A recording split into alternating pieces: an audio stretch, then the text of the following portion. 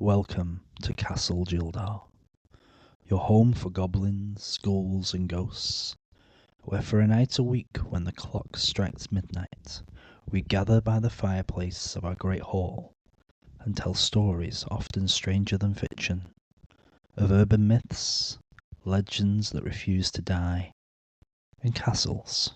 Oh yes, lots of castles. I am the gatekeeper. I shall be your guide this evening.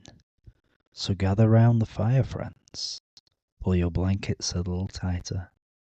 The wind's picking up out there, whispering through the trees like it's got secrets it shouldn't share. For tonight, Castle Gildar presents the tale of the Black Beach Train. This one's pulled straight from the fog-shrouded streets of Blackpool, from the creaking boards of an old amusement park where the screams never quite stop echoing. It's the story of a ghost train at Blackpool Pleasure Beach, the one they call the world's most haunted. Built back in 1930, when the world was still getting used to the idea of dark rides and cheap thrills. But this ride? It was the first to wear that name. The very first ghost train. And from the moment the last bolt was tightened, something lingered. Picture it. Blackpool Pleasure Beach, a glittering sprawl of slight lights and laughter by day, but at night, when the crowds thin out and the sea mist rolls in off the Irish Sea, the place changes. The ghost train sits there in the shadows, its entrance a yawning mouth painted with grinning skulls and cobwebs that look a little too real. Inside, the cars rattle long rusty tracks through pitch-black tunnels, past glowing ghouls and mechanical horrors that jump out at you. Vampires, werewolves, the usual parade of threats. But the real terror is not on the ride's payroll. They call him Cloggy. He started as just another face in the crew, back in the early days. A maintenance man, they say, or a ride operator, depending on who you ask. But everyone knew him by those wooden clogs he clamped around in. Clomp, clomp, clomp, echoing off the concrete as he patched the tracks between the rides, making sure every scare hit just right. Gotta give 'em the fright of their lives, he'd mutter to the lads, wiping the grease from his hands. He was dedicated, that one. Lived for the place. Worked the late shifts, the off-season repairs when the park was quiet and the wind howled through the rafters like lost souls. No one knew exactly when he passed. Some say 1970, other the late 70s, after a long, wasting illness that took him slow and cruel. But one thing's certain, Cloggy never clocked out. The story started small, the way they always do in places like this. Riders stepping off the cars, pale as ghosts themselves, swearing they felt a hand on their shoulder mid-ride. Not the rubber claw of some prop, mind you. A real, firm, cold, light fingers digging in enough just to make you gasp. Others felt it on their ankles, a tug that nearly yanked their feet from the floorboard. Extra sensations, the staff called it at first. Part of the experience. But the mechanics swore up and down nothing on the ride did that. No wires, no hidden arms, just the dark, or whatever walked in it. Then the night workers began to talk. Closing time. Lights out. Power shut down. The place should be silent as a tomb. But from the deep in the tunnels they'd hear it. Clomp, clomp, clomp. Heavy footsteps, deliberate like a man making his rounds. checking the tracks one last time. Groans too low and weary echoing off the walls as if the old fellow was still cursing a jammed switch or a loose bolt. Clogger's doing his shift, the veterans would joke, but their smiles never reached their eyes. One crew even left the lights on the skull prop atop of the ride and after a late repair. Power off, everything disconnected. They walked away, only to glance back to see it glowing, bright as a day. An hour they spent tracing wires, flipping breakers, nothing. They gave up and went home, leaving it to burn out itself. Or maybe to Cloggy. By the 2000s, the whispers had turned to headlines. The ride's fame as the world's most haunted ghost train drew the ghost hunters like moths to a flame. In 2004, the TV crew from Most Haunted rolled in like with a live investigation.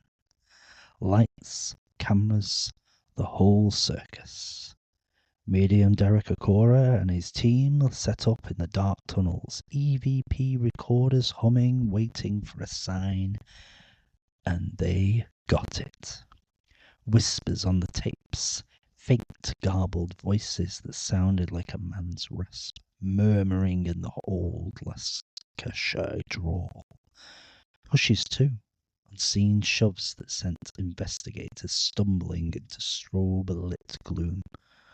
Cloggy, Akira called out, channeling whatever spirit would listen. He claimed contact, a presence tied to the tracks still guiding his ride. The crew heard footsteps that night, felt touches on their heads. No big reveal, no dramatic unmasking. Just enough to make you wonder, was the old man saying hello or warning them off? But the real gut twister, the one that sticks with you like a chill that you can't shove, comes from a couple who rode it not long after. Let's call them Tom and Sarah. Ordinary folks on a seaside break, laughing their way through the queue on a drizzly autumn evening. The car lurched forward in the blackness, the usual screams of creaks filling the air. Then the strobes hit, those blinding white flashes that make the horrors pop like lightning.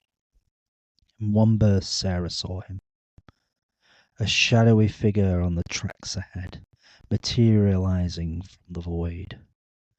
A man in work clothes, broad shoulders, head bowed. He didn't move like the props.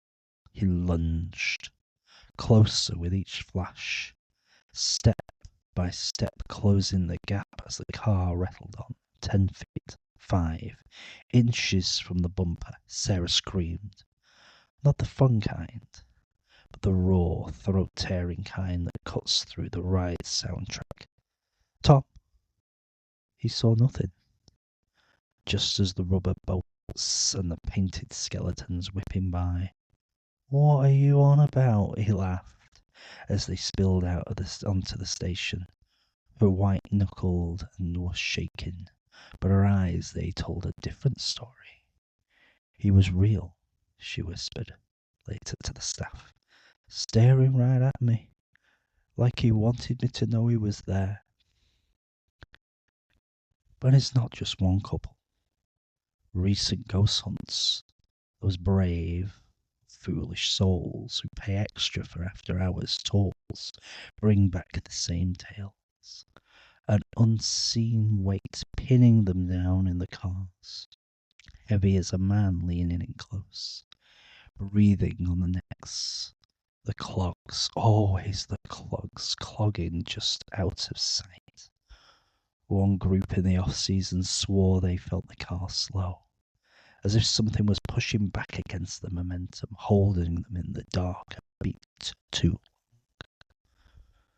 The ride's still running, you know. Year after year, decade after decade, they refurbish it, add new scares like Dracula, The Exorcist, whatever keeps the tourists screaming. And Cloggy?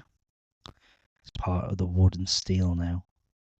The first ghost train in the world, and maybe the last one that'll ever need a real ghost to keep legend alive. So next time you're in Blackpool, and the neon calls you towards that old entrance, think twice. Buy your ticket if you must, but when the strobes flash and the darkness presses in, listen close. You might hear it over the mechanical moans. Clop, clop, clop. And if a hand finds your shoulder, don't turn around. Just ride it out. 'Cause Clog is still on shift, and he doesn't like to be disturbed. Now sleep well, traveller, but take heed, for our queen is watching, waiting, and is always in need for another lost soul to join our horde. Good night, sweet dreams. Farewell, and hurry back, for Castle Gildar is waiting.